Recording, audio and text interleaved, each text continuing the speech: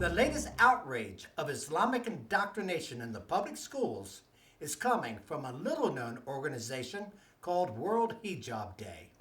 World Hijab Day is an international event that officially takes place on February 1st, where women, both Muslim and non-Muslim, are encouraged to wear and experience the hijab. Nazma Khan, who grew up in the Bronx, founded the event in 2013. She claims the event has participants in more than 150 countries. The organization makes no attempt to verify those numbers, but what can be verified are the growing number of U.S. public schools that have begun celebrating World Hijab Day during the first week of February. It's brought into the public schools mostly through student clubs, such as the Muslim Students Association. But what makes this event different than other religious activities taking place on school property is that World Hijab Day is celebrated during school hours in the classroom. And it's not just students who participate, but teachers, administrators, and even principals will dress up in Muslim garb as well. Some teachers have actually helped students put on the hijab. Imagine what would happen if a teacher was caught placing a nun's habit on a Muslim student. In some cases, public schools have hung posters advertising World Hijab Day as children enter the doors. World Hijab Day has been celebrated in schools in New York, Florida, Illinois, California, Missouri, Minnesota, and more. There are two important goals of World Hijab Day, other than providing students with the experience of wearing Muslim religious headgear. One is for the purpose of converting children into Islam, known in the Islamic world as making an act of Dawa. Such a goal was explicitly stated at Harold Richards High School in Oak Lawn, Illinois. World Hijab Day was organized in this suburban school, just 20 miles southwest of Chicago, by teacher Allison Williams, who not only encouraged students to dress as Muslims, but also invited male and female faculty members to wear Muslim clothing. When it was over, Rahab Othman, a social studies teacher at the school, told the Chicago Tribune that World Hijab Day is giving Dawa. That is, it shows what Islam is truly about and what it really represents, she said. Wearing the hijab is a way of practicing Islam.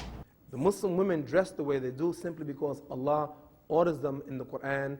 We believe that this is the most modest way of dress. I know women can say, listen, I can be modest and not cover my hair. I understand that.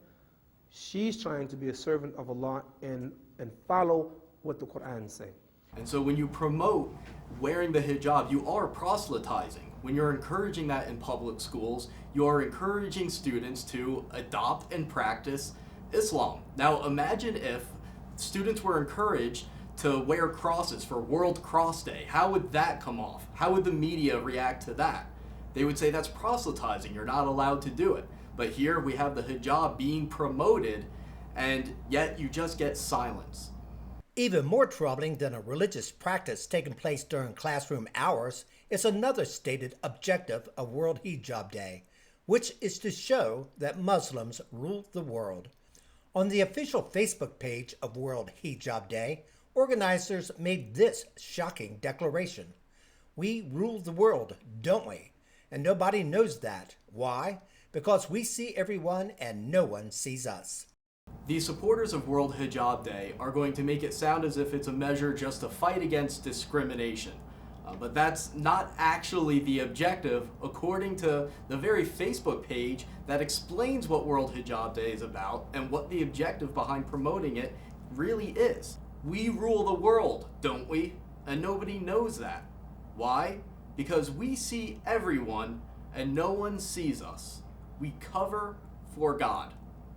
The organizers of World Hijab Day are clearly saying that they are promoting the wearing of the hijab as an act of dominance over the entire world. For them, it's a victory in a religious political struggle.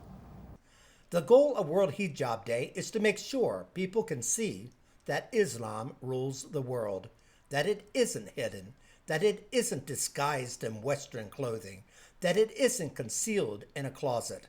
Islam must be seen as ruling the world according to World Hijab Day organizers. It's not surprising that organizers of World Hijab Day would then focus on public schools.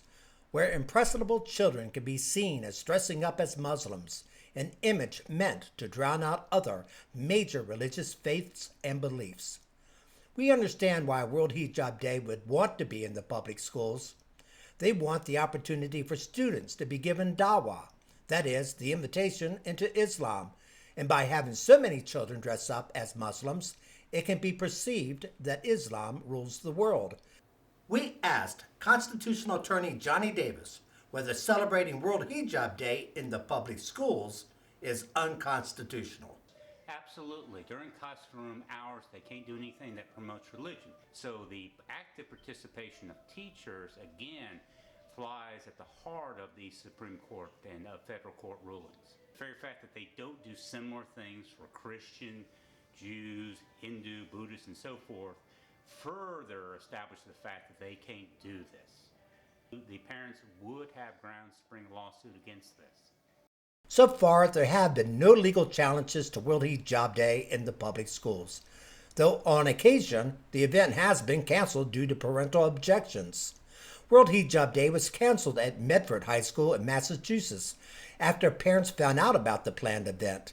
The school suffered under a wave of angry phone calls, emails, and social media posts from outraged citizens.